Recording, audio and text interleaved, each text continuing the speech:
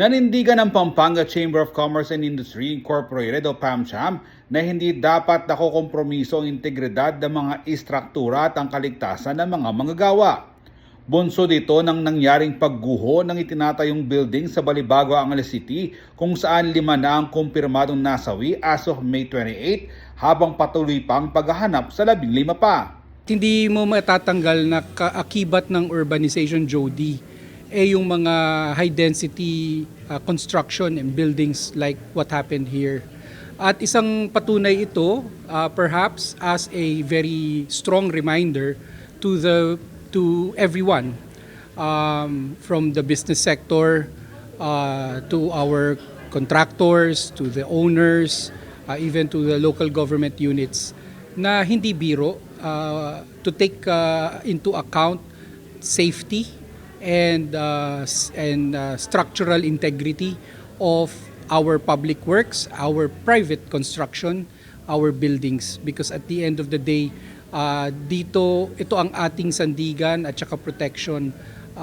Hindi ito dapat ang mauunang papatay, kikitil sa atin simply because ang ating building construction ay questionable.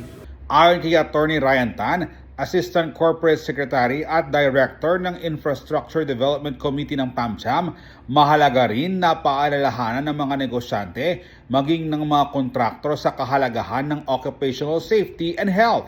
Andyan naman ang ating mga regulasyon, ang ating mga batas na nag-e-ensure ng occupational safety and hazard measures at hindi rin naman natin masabi na hindi natin alam ang mga regulasyong ito.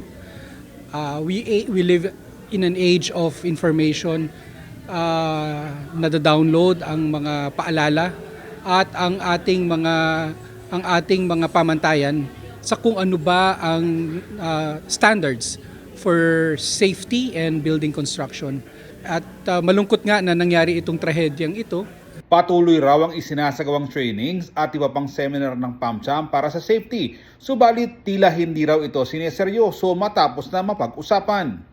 Unfortunately, pagdating sa mga ganitong usapin, sometimes people view this as something boring when we talk about standards, when we talk about trying to come up with safety. Ang natutuwa po tayo sa chamber natin, patuloy ang ating education and capacity building. Nandito ang ating mga frequent, very regular kapihan. Ang ating mga committees ay handang tumugon sa mga issues of the day. And so, siguro Jody, ang gusto kong sabihin is papaigtingin ng chamber ang kaalaman para sa lahat upang tulungan ang ating mga entrepreneurs, especially our small and medium enterprises, no, to get to know not only their rights, but more importantly, as in this case, their obligation. May panawagan din si Tan sa kanyang mga kasamahan sa iba't ibang sektor upang maiwasan ang anumang insidente na magresulta ng matinding pinsala. Unang-una sa ating mga kapwa negosyante na it is not worth it na mag-shortcut. Pangalawa, panawagan din na sana hindi rin naman ito maging reactionary dahil importante din na ang negosyante hindi rin ito maging biktima simply because may nangyaring isa, lahat ituturing na may sala. So, isang eye-opener ito and at the same time may strong reminder na papaano ba tayo magiging handa sa urbanization kung ang mga bagay na ito ay hindi natin talaga siniseryoso. So kaakibat ang Pampanga Chamber sa panawagan na lahat ay sumunod sa regulasyon, intindihin ang safety ng ating mga workers and more importantly a proper